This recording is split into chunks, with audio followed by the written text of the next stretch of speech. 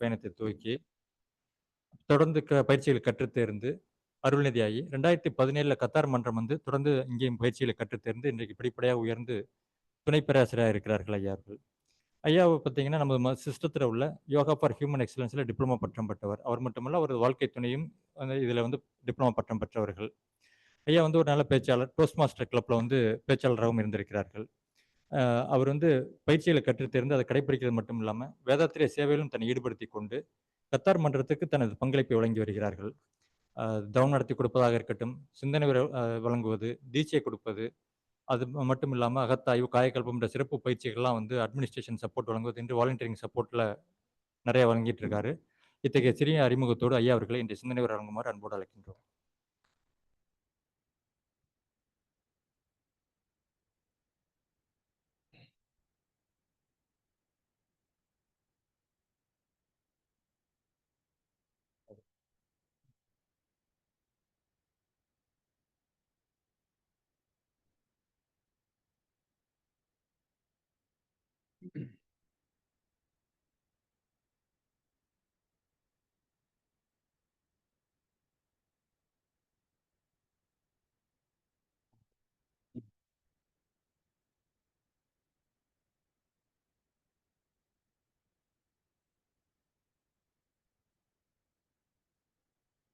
வாழ்க வையகம், வாழ்க வையகம், வாழ்க வளமுடன். குரு வாழ்க, குருவே துணை. அனைவருக்கும் இனிய காலை வணக்கம் மற்றும் இணையத்தில் இணைந்திருக்கும் அனைவருக்கும் எனது காலை வணக்கத்தை தெரிவித்துக் கொள்கிறேன். இன்னைக்கு நம்மளுடைய அந்த சிந்தனை வரையை வந்து ஒரு கதை மூலமாவே ஆரம்பிப்போம். ஒரு ஆள் வந்து ஒரு மரத்தோட கிளையில உட்கார்ந்து அந்த மரத்தை வந்து வெட்டிட்டு இருக்கலாம். எப்படி வெட்டிட்டு இருக்கான்னா, மரம் பக்கம் இல்லாம எந்த பக்கம் கிளை விடுமோ அந்த பக்கம் உட்காந்து வெட்டிட்டு இருக்கான். அப்போ அவனுக்கு கொஞ்சம் மன வளர்ச்சி கொஞ்சம் கம்மி. அப்போ மேல இருந்து கடவுள் வந்து அதை பார்த்துட்டு இருக்காங்க. அதாவது கடவுள்னு சொல்லும்போது பெண் தெய்வமும் இருக்கு, ஆண் தெய்வமும் இருக்கு. 2 பேரும் பார்த்துட்டு இருக்காங்க. பார்த்துட்டு இருந்தோன்னே இந்த ஓகே, இதை வந்து நான் அம்மா அப்பான்னு சொல்லிக்கிறேன். இந்த பெண் தெய்வம் வந்து ஐயோ என் பிள்ளை வந்து கீழே விழுந்துருவான், அவனை வந்து காப்பாத்துங்க அப்படின்னு அந்த கடவுள்கிட்ட சொல்றாங்க. அவர் சொல்றாரு, ரூல்ஸ் அண்ட் ரெகுலேஷன்லாம் என்னால மீற முடியாது. உனக்காக வேணா நான் ஒரு ஆப்ஷன் தரேன். அவன் அம்மான்னு கத்துனா நீ போய் காப்பாத்து, அப்பான்னு கத்துனா நான் போய் காப்பாத்துறேன் அப்படின்னாராம். சரி, அவன் வெட்டிட்டே இருந்தானா. வெட்டிட்டே இருந்த ஒரு டைம்ல வந்து அது விழும்போது பாத்தீங்கன்னா, நான் செத்தேன் அப்படின்னு சொல்லி விழுந்தானா. ஸோ இது ஏன் சொல்ல வரேன் அப்படின்னா, நம்ம வாழ்க்கை வந்து எண்ணம் போல் வாழ்க்கை அப்படின்னு சொல்லுவாங்க. நாம சந்தோஷமா இருக்கணும் அப்படின்னா ஃபர்ஸ்ட் நாம வந்து நான் ஹாப்பியா இருப்பேன், மன நிறைவா இருப்பேன் அப்படின்னு நம்ம மனசுல நினைக்கணும். நாமளே அதை நினைக்காம மற்றவங்க வந்து நம்மளை வந்து ஹாப்பியாவோ சந்தோஷமா வைக்க முடியுமா அப்படின்னா அது வாய்ப்பு ரொம்ப கம்மி. ஸோ வாழ்க்கையில சந்தோஷமா இருக்கணும் அப்படின்னா ஃபர்ஸ்ட் நான் ஹாப்பியா இருப்பேன் அப்படின்னு சொல்லி நம்ம ஃபர்ஸ்ட் முடிவு பண்ணணும். ஏன்னா ஹாப்பினஸ் அப்படிங்கிறது, இந்த சந்தோஷம் அப்படிங்கிறது ஒரு நம்மளை பொறுத்தது. ஒரு வெளியில இருந்து ஒரு ஆள் நமக்கு வந்து சந்தோஷத்தை கொடுக்க முடியாது. இன்னைக்கு வந்து நம்ம கிட்ட வந்து யாராவது ஒருத்தர் கேட்கறாங்க வாழ்க்கை எப்படி போகுது அப்படிங்கிறது. வாழ்க்கை ஜம்முன்னு போகுது சார், ஃபர்ஸ்ட் கிளாஸ் அப்படின்னு சொன்னோம் அப்படின்னா நம்ம வந்து ஹாப்பியா இருக்குன்னு அர்த்தம். அதை விட்டுட்டு ஏதோ போகுது அப்படின்னு சொன்னா நம்ம மனசுல எப்போதுமே ஏதோ ஒரு குறை இருந்துட்டு இருக்கு அப்படின்னு அர்த்தம். இந்த குறை இல்லாம வாழணும் அப்படின்னா என்ன பண்ணணும், அதுதான் பார்க்கணும். ஃபர்ஸ்ட் இந்த அதாவது ஹாப்பியா மனதை அமைதியாகவும் சந்தோஷமாகவும் வைக்கணும் அப்படின்னா என்ன பண்ணணும். ஸோ அதுதான் இன்னைக்கு நம்ம பார்க்க போறோம். ஒரு 3 முக்கியமான ஒரு பாயிண்ட் தான் எடுத்திருக்கேன். ரொம்ப நிறைய பாயிண்ட்லாம் இல்லை. ஹாப்பியா இருக்கணும் ஃபர்ஸ்ட், அதாவது மனம் நிறைவாக இருக்கணும் அப்படின்னா ஃபர்ஸ்ட் குறை சொல்லக்கூடாது. குறை சொல்லாம இருந்தான்னா மனம் வந்து நிறைவாக இருக்கும். சில பேர் இருக்காங்க எல்லாத்துக்கும் குறை சொல்லிக்கிட்டே இருப்பாங்க. எதை எடுத்தாலும் குறை. நான் என்ன பிசினஸ் பண்ணாலும் எனக்கு லாஸ் ஆயிட்டு இருக்கு, இல்லைன்னா ஏதாவது ஒன்று புலம்பிக்கிட்டே இருப்பாங்க. ஆனா இந்த மனம் நிறைவாக வச்சிருக்கேன் பாத்தீங்கன்னா அவங்க எல்லா விஷயத்திலையும் சாதிப்பாங்க. அவங்களுக்கு வந்து எந்த ஒரு பிரச்சனையுமே இருக்காது. காரணம் என்ன அப்படிங்கிறத கொஞ்சம் பார்ப்போம் நம்ம. இப்போ சில பேர் வந்து ஒவ்வொரு டைம்லயும் வந்து ஒரு பிசினஸ் பண்ணுவாங்க. வெயில் காலம் பாத்தீங்கன்னா ஏதாவது ஒரு ஜூஸ் பிசினஸ் பண்ணுவாங்க. ஒரு மழைக்காலம் வந்தா டீ பிசினஸ் பண்ணுவாங்க. ஈவன் நம்ம கொரோனா காலத்துல பாத்தீங்கன்னா கூட நிறைய பேர் சக்ஸஸ்ஃபுல்லாக இருந்திருக்காங்க.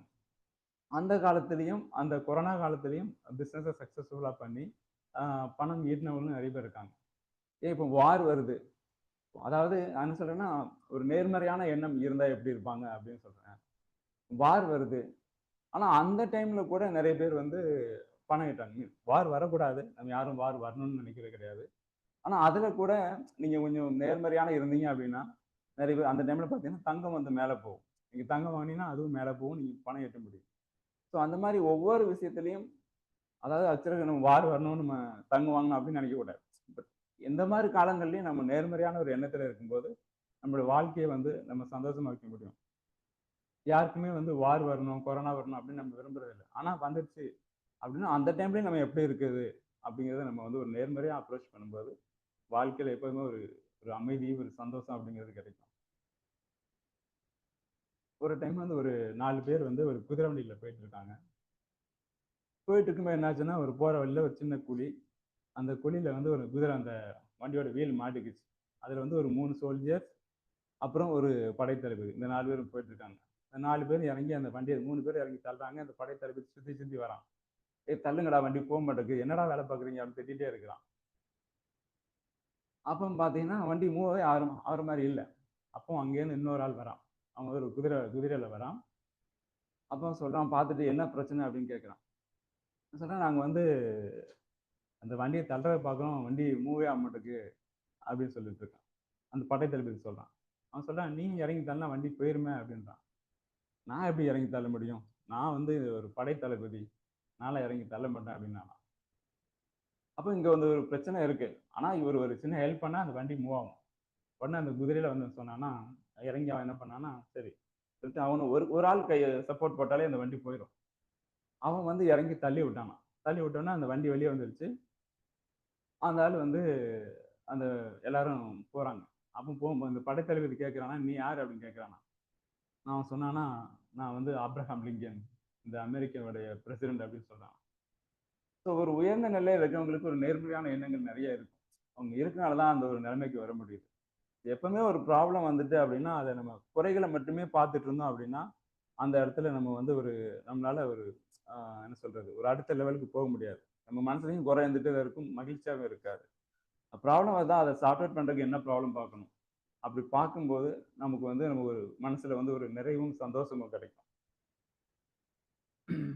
2002 2003 2002ல வந்து நான் சென்னையில வந்து வேலை பார்த்துட்டு இருந்தேன். அதுக்கப்புறம் நான் வந்து பெங்களூர் போறேன் நானு. அப்போ நமக்கு வந்து இந்த இங்கிலீஷ் அப்படிங்கிறது சுத்தமா வராது. Too poor in English. So அந்த ஆஃபீஸ்ல வந்து வேலை பார்த்துட்டு இருக்கேன். பட் டெக்னிக்கலா ஏதோ கொஞ்சம் தெரியும். அப்போ அங்க வந்து ஒரு என்ஜினியர் இருக்கிறாரு. அவர் வந்து என்னோட பாஸ்ட்ட போய் கம்ப்ளைண்ட் பண்றாரு. என்னால இவனுக்கு வந்து இங்கிலீஷ்ல சொல்லி புரியவே வைக்க முடியல. இவன் எத சொன்னாலும் புரிஞ்சுக்க மாட்டேங்கிறான் அப்படின்னு சொன்னாரு. அப்ப எங்க பாஸ் வந்து ஒரு ஆன்சர் குடுத்தாரு. அவன் அதுக்கப்புறம் வாயே தொறக்கல. என்ன ஆன்சர் குடுத்திருப்பாரு? கொஞ்சம் சிந்திங்க பார்க்கலாம்.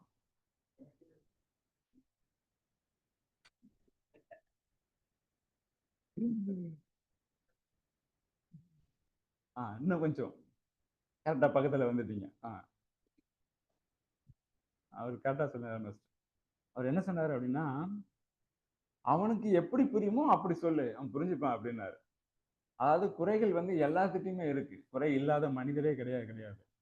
அதனால நம்ம ஒரு விஷயத்த நம்ம குறைய மட்டுமே பார்த்துட்டு இருந்தோம் அப்படின்னா, நம்மளால வந்து வாழ்க்கையில நிறைவா இருக்கவே முடியாது. "அவனுக்கு எப்படி புரியுமோ அப்படி அப்படின்னு சொல்லு. அவன் புரிஞ்சுப்பான்" அப்படின்னாரு. இந்த மாரி நம்ம ஒரு சின்ன சின்ன விஷயங்கள நம்ம குறை பண்ணிட்டே இருந்தோம் அப்படின்னா, நமக்கு வந்து நிம்மதி அப்படிங்கிறது இருக்கவே இருக்காது. இதே ஒரு சேம் இன்சிடென்ட் அப்புறம் ஒரு டைம் வந்து நான் ஜகார்த்தால ஒர்க் பண்ணிட்டு இருக்கேன். அப்போ என்னோட பாஸ் வந்து என் கீழ வேலை பார்க்குற ஒரு ஆள்ட்ட போயிட்டு கேள்வி கேட்கிறாரு. "Have you finished the drawing?" அப்படின்னு கேட்கிறாரு. அவர் வந்து திருன்னு முழிக்கிறார். ஏன்னா அவருக்கும் இங்கிலீஷ் தெரியாது. அப்புறம் நான் போறேன். நான் கேட்டேன், சிம்பிளா கேட்டேன். "ஃபினிஷ்ட்?" அப்படின்னு. எஸ் டன்" அப்படின்னா. அப்போ நான் சொன்னேன், "சரி அவர்ட்ட போயிட்டு நீங்க ஹேவ், ஹேஸ், ஹேட்லாம் போட்டா அவருக்கு தெரியாது. ஏன்னா அவருக்கு பாஸ் எனக்கே தெரியாது. அப்புறம் அவனுக்கு மட்டும் எப்படி தெரியும்?" அதனால அவங்கவங்க மனநிலைக்கு தகுந்த மாரி அவங்க எந்த லெவல்ல இருக்காங்களோ, அந்த லெவல்ல போய் நீங்க கேட்டீங்கன்னா, இறங்கி கேட்டீங்கன்னா அவங்க புரிஞ்சுப்பாங்க. ஏன்னா இதுதான் வந்து எல்லாத்துக்குமே முடியும். பட் நாம பார்க்கிற பார்வை தான் வந்து அங்க தப்பா இருக்கு. பெரும்பாலும் இந்த குறைகள் பார்த்தீங்க அப்படின்னா, ஆ மாமியார், மருமகள், இந்த ஆஃபீஸ் இங்க தான் வந்து இந்த அதிகமா அந்த குறை சொல்ற ஒரு ஹேபிட் இருக்கும். ஏன்னா அவங்க யாருமே வந்து ஷார்ட் அவுட் பண்ணணும் அப்படிங்கிறத விட, குறை சொல்லணுங்கிறதுல தான் நம்ம மும்முரமா இருக்கோம். அப்படி அந்த மாரி ஒரு மனநிலை இருக்கும்போது, நம்மளால அடுத்த லெவலுக்கு வர முடியாது. குறை சொல்றவங்க பார்த்தீங்கன்னா, கடைசி வரைக்கும் அவங்க குறை சொல்லிட்டே தான் இருப்பாங்க. இந்த பிச்சைக்காரன பார்த்துருக்கீங்களா? சரின்னு சொல்லல. அவங்க பார்த்தீங்கன்னா, எப்ப பார்த்தாலும் ரூ. 1 ரூ. 2 குடுங்க அப்படின்னு கேட்டுட்டு இருப்பாங்க. பார்த்தீங்கன்னா, அவங்க கடைசி வரைக்கும் பிச்சைக்காரனா தான் இருப்பாங்க. என்னைக்காச்சும் எனக்கு ஒரு ரூ. 1 போடு, ரூ. 2 போடுன்னு கடவுள்ட்ட கேட்டுருப்பேனா? ரூ. 1 ரூ. 2 போட்டா நீங்க கடைசி வரைக்கும் பிச்சைக்காரனா தான் இருக்கணும்.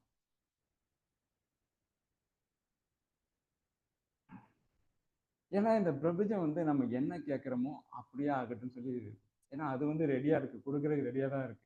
அதுல வந்து there is no doubt. But நாம தான் வந்து அத கேட்கறதுக்கு ரெடியா இல்ல. நீங்க ஹேப்பியா இருக்கணும், நான் நிறைவா இருக்கணும்னு கேட்டீங்கன்னா, அது கொடுக்கும். பட் நாம எப்படி யாரும் அந்த மாரி கேட்கறது இல்ல. அந்த பிச்சைக்காரன் மாரி. ரூ. 1 ரூ. 2 கேட்டுட்டே இருந்தோம்னா, நம்ம கடைசி வரைக்கும் அப்படியே தான் இருக்க போறோம். அதாவது இந்த குறை சொல்றது அப்படிங்கிறது ஒரு நோய். ஏன்னா அது ஆ குறை சொல்றதும் நல்ல ஹேபிட் கிடையாதுல்ல. அது மாரி கேட்கறதும் நமக்கு நல்லது இல்ல. ஏன்னா அது வந்து நமக்கு ஒரு மன அழுத்தத்த உண்டாக்கிரும். நீங்க குறை சொல்லிட்டே இருக்கேன்னு பார்த்தீங்கன்னு வச்சுக்கோங்க. யாராவது உங்கள்ட்ட வந்து குறை சொன்னாங்கன்னு வச்சுக்கோங்க. ஒரு 2 நிமிஷம் கேட்க முடியும். குறை சொல்லிட்டே இருந்தேன் அப்படின்னா, உங்களுக்கு உள்ளே தானா அறியாம உங்கள அறியாமலே ஒரு பிரஷர் வந்துரும். ஏன்னா அந்த குப்பை தொட்டியில வந்து நீங்க குப்பைய போட்டுட்டே இருந்தீங்கன்னு வச்சுக்கோங்க. ஒரு லிமிட்டுக்கு மேல பொங்கி வெளிய வரும். அது மாரி அந்த குறைய கேட்டுட்டே இருந்தோம் அப்படின்னா, நமக்கே வந்து ஒரு மன அழுத்தம் வந்துரும். நாமளே மெடிடேஷன் பண்ணி ஒவ்வொரு நாளா குப்பைய கொஞ்சம் வெளிய எடுத்துட்டு இருப்போம். இத வேற நம்ம கேட்டுட்டே இருந்தோம்னு வச்சுக்கோங்க. மன அழுத்தம் தான் வரும் நமக்கு வந்து. அதாவது ரோஜாவ நம்ம எல்லாத்துக்கும் தெரியும். செம்பருத்தி ரோஜாவ சொல்லல. நான் ரோஜா சொல்றது ரோஜா செடி, ரோஜா பூ. ஓகே. அந்த ரோஜாட்ட குறை இல்லையா என்ன? இந்த ரோஜாட்டயும் குறை இருக்கு. அதுலயும் முள்ளு இருக்க தான் செய்யுது. ஆனாலும் நமக்கு ரோஜா பிடிக்கும். காரணம் என்னன்னா, அதோட மனம், அதோட அந்த ஒரு அழகு, அது எல்லாமே அந்த அந்த என்ன சொல்றது? அந்த நிறைவு வந்து அந்த குறைவ வந்து நம்ம வந்து ஒரு காம்பன்சேட் பண்ணிடுது. அது நமக்கு ஒரு பெரிய விஷயமா தெரியல. அதனால தான் நமக்கு இந்த ரோஜாவ நமக்கு பிடிக்குது நமக்கு. அதே மாரி குறைகள் இல்லாத மனிதரே இல்லன்னு சொல்லலாம். குறைகள் அதாவது நம்மளே நமக்கு ரேட்டிங் போட சொன்னா கூட நம்ம 100% போட மாட்டோம். ஒரு 70, 80 அது 90 தாண்டது பெரிய விஷயம். அப்புறம் நாம எப்படி அடுத்தவங்கள வந்து நம்ம குறை சொல்ல முடியும்? அதாவது குறைகளை தவிர்த்து நிறைகளை மட்டும் நம்ம பார்த்து நம்ம மத்தவங்களுக்கு உதவிட்டு வந்தோம் அப்படின்னா, மனம் வந்து ரொம்ப நிறைவா இருக்கும். ஏன் மகரிஷி எடுத்துப்போம். அவங்க வந்து ஆரம்ப காலத்துல வந்து நிறைய பத்திரிகைலாம் எழுதிட்டு வந்தாங்க. சீர்திருத்தத்துக்காக. பட் ஒரு காலத்துல வந்து அது வந்து ஒர்க் அவுட் ஆகல.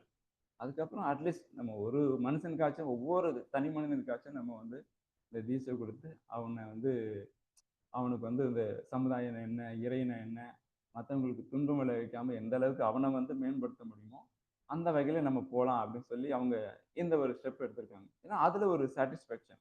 ஒவ்வொரு மனிதனும் இந்த வேதாந்தத்துல வந்தோம் அப்படின்னா, நம்ம யாருக்குமே துன்பம் குடுக்க மாட்டோம். யாரையும் குறை சொல்ல மாட்டோம். நம்மளால எப்படி அடுத்தவங்களுக்கு ஹெல்ப் பண்ணணும் அப்படிங்கிற ஒரு மென்டாலிட்டிக்கு வந்துருவோம். ஸோ இது வந்து நம்ம குறை சொல்லாம இருக்கிறது. அடுத்தது 2வது பாயிண்ட் வந்து நம்ம பார்க்கக்கூடியது என்னன்னா, நாகமணி அதாவது எண்ணம் போல் வாழ்க்கை அப்படிம்பார்கள். அதாவது நம்ம குறை சொல்லிட்டே இருந்தோம்னா, கடைசி வரைக்கும் குறை சொல்லிட்டே தான் இருக்கணும். அதனால குறை சொல்லவும் கூடாது. நம்ம குறை சொல்றவங்கள மேக்ஸிமம் அவாய்ட் பண்றது ரொம்ப நல்லது. அதுக்கப்புறம் 2வது பாயிண்ட் வந்து இந்த தேவை அண்ட் விருப்பம். அதாவது இந்த 2க்கும் உள்ள ஒரு முரண்பாடு அப்படின்னு சொல்லலாம். மனிதனுடைய அமைதிய வந்து அ கெடுக்கல எது முக்கியம் அப்படின்னு, எது ரொம்ப இம்பார்ட்டன்ட் பார்த்தீங்க அப்படின்னா, இந்த தேவைக்கும், ஆசைக்கும் உள்ள முரண்பாடு தான். நமக்கு தெரியும். நம்மளுடைய வயிற்றோட இந்த கொல்லையில வந்து ஒரு 3 இட்லி தான் பிடிக்கும் அப்படின்னு தெரியும். ஆனாலும் டேஸ்ட்டா இருக்குன்னு சொல்லிட்டு நம்ம ஒரு எக்ஸ்ட்ரா 2 இட்லி சாப்பிட்டோம் அப்படின்னா, அது வந்து நமக்கு வந்து ஒரு அஜீரண கோளாறு, இப்படி ஏதாவது ஒரு பிரச்சனைகள் வரும். ஒரு டைஜஸ்டிவ் ப்ராப்ளம், அப்புறம் பசிக்காது. இந்த மாரி நெறைய பிரச்சனைகள் நமக்கு வரும். ஸோ காரணம் என்ன அப்படின்னா, இந்த தேவையால் ஏற்பட்ட ஒரு அந்த உணர்ச்சி வசப்பட்ட நிலை தான். அதாவது இந்த தேவை அப்படிங்கிறது ஆசைங்கிற அடுத்த நிலைக்கு போயிடுது. தேவை அப்படிங்கிறது இயற்கையானது, உடல் இயக்கம் மற்றும் உயிர் இயக்கத்தினால ஏற்படக்கூடியது. இந்த ஆசை அப்படிங்கிறது தேவையாலும் எழலாம், கற்பனையாலும் எழலாம், இல்லைன்னா பழக்கத்திலிருந்து வரலாம். நம்ம தேவையை ஒட்டி நம்ம ஆசையை மட்டும் நம்ம வளர்த்துக்கிட்டோம், ஒழுங்குபடுத்திக்கிட்டோம் அப்படின்னு சொன்னோம்னா, நம்ம வாழ்க்கை வந்து ஒரு துன்பம் இல்லாம சந்தோஷமா இருக்கும். ஒரு சின்ன ஸ்டோரி. ஒரு ஆள் வந்து ரொம்ப தூரம் நடந்து போயிட்டு இருக்கான். அப்போ எங்கேயாவது ஸ்டே பண்ணலாம் அப்படின்னு சொல்லி பார்த்துட்டு இருக்கும்போது, ஒரு ஒரு ஓரமா வந்து ஒரு சின்ன மடம் இருக்கு. அப்போ அங்க போய் ஸ்டே பண்ணலான்னு போறான். அங்க போனீங்கன்னா ஆல்ரெடி அங்க 2 பேர் இருக்காங்க. அப்போ நைட் பசி எடுக்குது. இப்போ அவங்க 2 பேரும் வந்து அவங்களுடைய பொட்டணத்த திறந்து சாப்பிடலான்னு உட்கார்ந்துருக்காங்க. அப்போ இவரு கேட்கிறாரு, "எனக்கும் கொஞ்சம் சாப்பாடு குடுங்க" அப்படின்ட்டு. இப்போ அதுல வந்து ஒரு ஆள் வந்து 3 ரொட்டி கொண்டு வந்திருக்கிறான். இன்னொரு ஆள் 5 ரொட்டி கொண்டு வந்திருக்கிறாரு. இது எப்படி பிரிக்கிறது? நம்ம 3 பேரும் எப்படி பிரிக்கிறதுன்னு கேட்குறாங்க. இப்போ வந்தவன் சொன்னான்னா, "நீங்க ஒவ்வொருத்தரையும் உங்க ஒவ்வொரு ரொட்டி 3 3 பிரிங்க. அப்போ மொத்தம் 24 ரொட்டி வரும். 8 3 24 ரொட்டி வரும். நம்ம ஆளுக்கு 8 8 சாப்பிடலாம்" அப்படின்னு சொன்னாங்க. சரின்னு சொல்லிட்டு அவன் ஐடியா நல்லா இருக்குன்னு சொல்லிட்டு 8ஆ பிரிச்சு ஆள் ஆளுக்கு சாப்பிட்டாங்க. சாப்பிட்டுட்டு மறுநாள் காலையில வந்து அவன் அவன் போறதுக்கு முன்னாடி காலைல அவன் சீக்கிரமா கிளம்பிட்டான். அவன் ஒரு 8 தங்க காயின வச்சுட்டு, "நீ எனக்கு சாப்பாடு குடுத்ததுக்கு ரொம்ப நன்றி. இத நீங்க சாப்பாடு குடுத்ததுக்கு தகுந்த மாரி நீங்க இத பிரிச்சுக்கோங்க" அப்படின்னு சொல்லிட்டு அவன் எழுதி வச்சுட்டு போயிட்டானாம். ஸோ இவங்க 2 பேரும் காலைல எந்திரிச்சு பார்க்குறாங்க. ஸோ 8 தங்க காயின் இருக்கு. உடனே அந்த 5 ரொட்டி கொண்டு வந்தவன் வந்து பிரிக்கிறான். அவனுக்கு ஒரு 5 காயின் எடுத்து, "நான் 5 ரொட்டி கொண்டு வந்தேன். எனக்கு 5 காயினு. நீ 3 ரொட்டி கொண்டு வந்த. உனக்கு 3" சொல்லி பிரிச்சுக்கிறாங்க. ஆனா இந்த 3 ரொட்டி கொண்டு வந்தவன் ஒத்துக்க மாட்டேங்கிறான். "நோ, நோ அதெல்லாம் சரிப்படாது. பிரிச்சா ஆ பாதியா பிரி" அப்படின்றாங்க. ஸோ 2 பேருக்கும் சண்டை வருது. சரின்னு சொல்லிட்டு பக்கத்துல இருக்க ஒரு ஒரு பஞ்சாயத்து தலைவர்ட்ட போறாங்க. அந்த ஆள் வந்து பார்த்துட்டு ஃபுல் கதையெல்லாம் கேட்டுட்டு, அந்த 3 ரொட்டி கொண்டு வந்தான் பாருங்க. அவனுக்கு ஒரே ஒரு காயின் தான் குடுத்தாராம். என்னடா இது வம்பா போச்சு. அவனாச்சும் 3 ரொட்டி 3 காயின் குடுத்தான். இவன் 1 காயின் தான் குடுக்குறான் அப்படின்றாரு. உங்களுக்கு யாருக்காச்சும் இதுல ஏதாச்சும் முரண்பாடு இருக்கா? இந்த பஞ்சாயத்து தலைவர் குடுத்த நீதியில? இல்ல கணக்கு புரியலையா?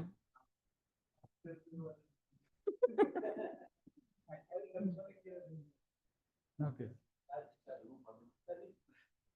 அவர் என்ன அப்படி என்ன என்ன சொன்னாருன்னா, அந்த பஞ்சாயத்து தலைவர் என்ன சொன்னாருன்னா, "நீ வந்து 3 ரொட்டி கொண்டு வந்த. அத வந்து 3 3ஆ பிரிச்ச. அதுல 8 ரொட்டி நீ தின்னுபிட்ட. ஸோ 1 ரொட்டி தான் அவனுக்கு குடுத்துருக்கேன். அதனால உனக்கு 1 காயினு. நான் அதனால உனக்கு இப்படி குடுத்துருக்கேன்" அப்படின்னாராம். நான் என்ன சொல்ல வரேன்னா, இந்த கதையில வந்து நமக்கு இந்த இவன் குடுக்கலன்னா கூட இவங்க வந்து அமைதியா தான் இருந்திருப்பாங்க. அது அவருக்கு வந்து தேவையும் கிடையாது. ஆனா, அவருக்கு 3 காயின் கிடைச்சு கூட அவர் வந்து ஹேப்பியா இல்ல. ஒரு சந்தோஷம் கிடைக்கல. அவருக்கு இன்னும் வேணும்.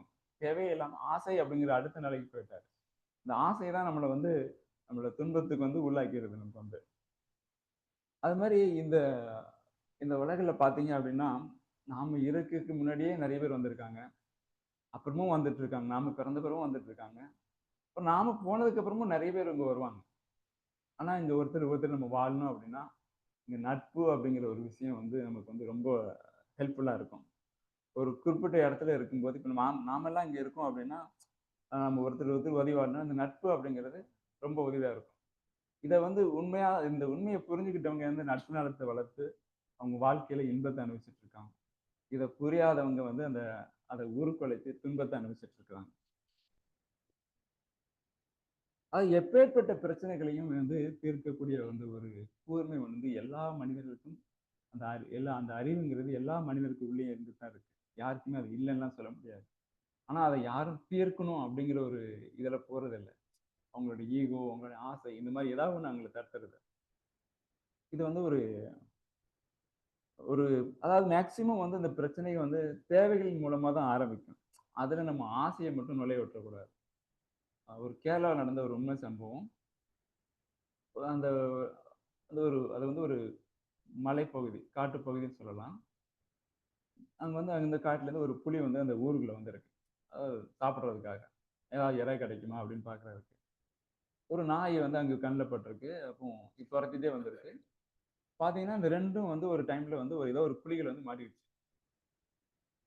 குழியில மாட்டுச்சு அப்படின்னா, அதுக்கப்புறம் அந்த இந்த புலி வந்து அந்த நாய வந்து இரைய சாப்பிடறதுக்கு தான் வந்துச்சு. கடைசியில பார்த்தீங்கன்னா, அது உள்ள விழுந்தோனே அது எதுவுமே பண்ணல. இந்த நாய் வந்து கத்திக்கிட்டே இருந்திருக்கு. இந்த புலிக்கும் பசி. அதுக்கு ஒரு தேவை இருக்கு. ஆனாலும் அத விட முக்கியமானது இப்போ நமக்கு பாதுகாப்பு வேணும். இந்த இடத்துலருந்து எஸ்கேப் ஆகணும். அப்படின்னு சொன்ன உடனே அந்த இடத்துல அந்த புலி ஒண்ணுமே பண்ணலையாம் அந்த நாய வந்து. ஸோ அந்த நாய் கத்திட்டே இருந்த உடனே, ஆம் எல்லாரும் வெளிய வந்து பார்த்துருக்காங்க. கண்டிப்பா அந்த ஓனர் வந்து பார்ப்பான் இல்லையா நாய காணோன்ட்டு. பார்த்தா இந்த புலியும், நாயும் உள்ள இருந்திருக்கு. அப்புறம் அத வந்து வெளிய காப்பாத்தி எடுத்துட்டாங்க. ஸோ இப்போ அந்த அது அந்த புலியோட மென்டாலிட்டி எப்படி இருந்திருக்கும் அப்படின்னா, நாம இப்ப வெளிய போணும். நமக்கு இருக்கிறதே இவன் ஒரு ஆளு. நம்ம கத்துனா எவனும் வரமாட்டான். கல்ல கொண்டு அடிச்சு புடுவான். இந்த நாய் கத்துனாச்சும் எவனாச்சும் வந்து காப்பாத்துவான். அப்படின்னு சொல்லிட்டு அந்த புலி இப்படிதான் நம்ம அத எடுத்துக்கணும். அத புலி வந்து அமைதியா இருந்துட்டு, "நாய் கத்துப்பா. ஃபர்ஸ்ட்டு வெளிய வெளிய போலாம் ஃபர்ஸ்ட்டு. அதுக்கப்புறம் உன்ன சாப்பிடுறதா வேணாமா அப்படிங்கிறத முடிவு பண்ணிக்கலாம்" அப்படின்னு நெனைச்சிருக்கும். ஸோ ஒரு இடத்துல வாழணும் அப்படின்னா, ஃபர்ஸ்ட் அந்த நட்பு நலம் அப்படிங்கிறது ரொம்ப முக்கியம். அதுல வந்து நம்ம அ தேவையே இந்த தேவைக்கும், ஆசைக்கும் உள்ள டிஃபரெண்ட்ட புரிஞ்சுக்கிட்டோம் அப்படின்னா, நம்ம வாழ்க்கை எப்போதுமே வந்து சந்தோஷமா இருக்கும். அது மாரி இந்த பூவுல இந்த உலகத்துல பார்த்தீங்கன்னா, மிகப்பெரியது எண்ணிலடங்கா ஒரு எத்தனையோ அ இயர் வந்து இந்த பூமி இருந்துட்டு தான் இருக்கு. இதுல வந்து எவ்வளவோ உயிரினங்கள் இருக்கு, மனிதர்கள் இருக்கிறாங்க.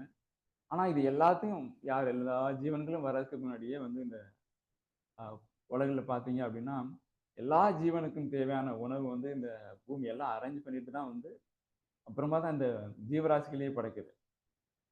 ஸோ அந்த உணவுங்கிறது இருப்பு மட்டும் கிடையாது. அது இணைப்பாகவும் கொடுத்துட்டு இருக்கு. அப்பப்ப இருக்கவும் செய்யுது, எப்ப தேவையோ அத கொடுத்துட்டும் இருக்கு. இந்த இந்த உண்மைய நம்ம புரிஞ்சுக்கிட்டோம் அப்படின்னா, நம்முடைய அ தேவையை அந்த என்ன சொல்லுவோம்?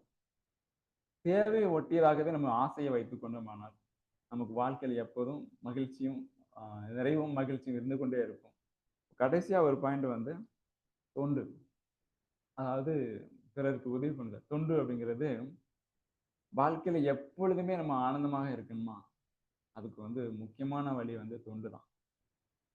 மனம் நிறைவாக மனம் நிறைவாக இருப்பதற்கும், ஆம் இறை உணர்வும், உயிர் உணர்வும் பெறுவதற்கு நமக்கு வந்து தவம் குடுத்திருக்காங்க. அதே மாரி அ அற உணர்வு செய்வதற்கு பார்த்தீங்க அப்படின்னா, நல்ல செயல்கள நம்ம செஞ்சுட்டு வர பார்த்தீங்கன்னா, நம்ம மனசுல வந்து அந்த இன்பம் அப்படிங்கிறது தானா மலர்ந்துரும் அப்படின்னு சொல்றாங்க. அதாவது நம்ம எவ்வளவுதான் நம்மட்ட வந்து கெட்ட குணங்கள் இருக்கலாம். ஆம் ஏன்னா 100% யாருமே வந்து சூப்பர்மேன் சொல்ல முடியாது. ஆனா நம்ம வந்து தொடர்ந்து அந்த நல்ல விஷயங்கள செஞ்சுட்டு வர நம்மகிட்ட இருக்க அந்த கெட்ட குணங்களும் மறைஞ்சிடும் அப்படின்னு சொல்றாங்க. அந்த முறையில யாருக்காச்சும் எப்படி எப்பவாச்சும் நாம எப்படி அத மத்தவங்களுக்கு உதவி பண்ண முடியும் அப்படின்னு பார்க்கும்போது, நம்ம மனசுல வந்து எப்போதுமே வந்து ஏன்னா ஒவ்வொரு இறைவனுக்குள்ளயும், ஒவ்வொரு மனிதருக்குள்ளயும் இந்த இறைவன் அப்படிங்கிறது இருந்துட்டே தான் இருக்கு. சர்வீஸ்ன்னு வந்துட்டோம் அப்படின்னா, அதுல வந்து நல்லவன், கெட்டவன் அப்படின்னு யாருமே பார்க்கக்கூடாது அப்படின்றாங்க. வள்ளுவர் ஒண்ணு சொல்லியிருப்பார். "இன்னா செய்தாரே ஒருத்தர், அவர் நாண நன்மையும் செய்துவிடல்" அப்படின்னு சொல்லியிருக்கிறார். நமக்கு கெடுதல் பண்ணவங்களுக்கு அது தொண்டுன்னு வரும்போது, அது வந்து அருள் தொண்டா இருக்கலாம், பொருள் தொண்டா இருக்கலாம், இல்லைன்னா உடல் உழைப்பா இருக்கலாம், நம்மளுடைய நேரத்த குடுக்குற மாரி இருக்கும். இப்படி பல வகையில நம்ம தொண்டு செய்யலாம். அத செய்யும்போது நமக்கு ஆனந்தம் வந்து உங்களுக்கு பொங்கும் அப்படின்றாங்க. சமீபத்துல பார்த்தீங்க அப்படின்னா, வாரன் பஃபெட் கூட வந்து ஒரு கிட்டத்தட்ட 6 பில்லியன் வந்து சேரிட்டி குடுத்தாங்க. நியூஸ்ல வந்தது. அவர் மட்டும் இல்ல, ஏகப்பட்ட பேர் வந்து ஒரு குறிப்பிட்ட அவங்ககிட்ட இருக்கிற பணம் வந்து சேரிட்டிக்கு எழுதி வச்சுட்டு போயிறாங்க. எங்க ஊர் பக்கம் நெறைய ஊர் எல்லா ஊர்லயுமே பார்த்தீங்கன்னா, ஆ நெறைய ப்ராப்பர்ட்டி வந்து கோயில் பேர்லலாம் எழுதி வச்சுட்டு போயிருப்பாங்க. ஏன்னா, அந்த மக்கள் வந்து பயன்பெறட்டும் அப்படின்னு சொல்லிட்டு. கிக்குன்னு ஒரு படம் பார்த்திருப்பீங்க. அந்த படத்துல பார்த்தீங்கன்னா, அந்த ஹீரோ வந்து ஒரு பெரிய திருடன். அவன் திருடனான காரணமே வந்து பார்த்தீங்கன்னா, ஆ கஷ்டப்படுறவங்களுக்கு ஹெல்ப் பண்ணணும் அப்படின்னு சொல்லிட்டு தான். ஏன்னா, அவனுக்கு வந்து மத்தவங்களுக்கு ஹெல்ப் பண்ணும்போது, அதுல அவனுக்கு வந்து ஒரு சந்தோஷம். அதனால இவங்களே சொல்ட்டாங்க, மத்தவங்களுக்கு ஹெல்ப் பண்ணா திருடலாம் அப்படின்னா, அந்த மாரி முடிவுலாம் எடுத்துருவாய்ங்க. நுங்கு எடுத்துருவாய்ங்க. அதாவது மக்கள் தொண்டே மகேசன் தொண்டு அப்படிம்பாங்க.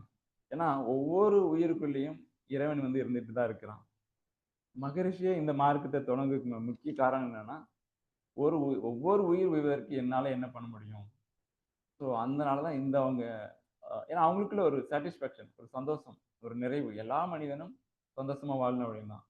அவங்க அதனாலதான் இந்த சர்வீஸ் ஒரு 2 தடவை இதை ஆரம்பிச்சு வச்சிருக்காங்க. தொண்டு செய்யறது வாழ்க்கையில சந்தோஷம் உண்டாக்கும். அதுக்கு பின்னாடி ஒரு சூட்சுமம் கூட இருக்கு. இது நானா அது வந்து அசீவ் பண்ணிக்கிறேன். இப்ப நாம பிறந்த ஒரு 20 வருஷம் வரைக்கும் இந்த சமுதாயம் தான் நமக்கு வந்து ஹெல்ப் பண்ணிட்டே இருந்திருக்கு. ஃபார் எக்ஸாம்பிள் நீங்க வந்து ஒரு ரூ. 1,00,00,000 கடன் வாங்கிட்டு இருக்கீங்க. கடன் வாங்கியிருக்கீங்க. நீங்க அத ரீபே பண்ண என்ன ஆகும்னா, உங்களுக்குள்ளே ஒரு தெரியாம ஒரு ஆனந்தம் பொங்கும். கடைசியா நீங்க பண்ணி முடிச்சுன்னு வச்சுக்கங்க, எவ்வளவு ஆனந்தமா இருக்கும். அதே மாரி நாம ஒரு 20 வருஷமா நம்ம குடும்பம், பிளஸ் சமுதாயம் இவங்க மூலமா தான் நம்ம வாழ்ந்துட்டு இருப்போம். ஸோ அவங்க அந்த அந்த ரீபேவ பண்ணும்போது நமக்குள்ள ஒரு சந்தோஷம். I feel it like that. நாம அத திருப்பி குடுக்குறோம்.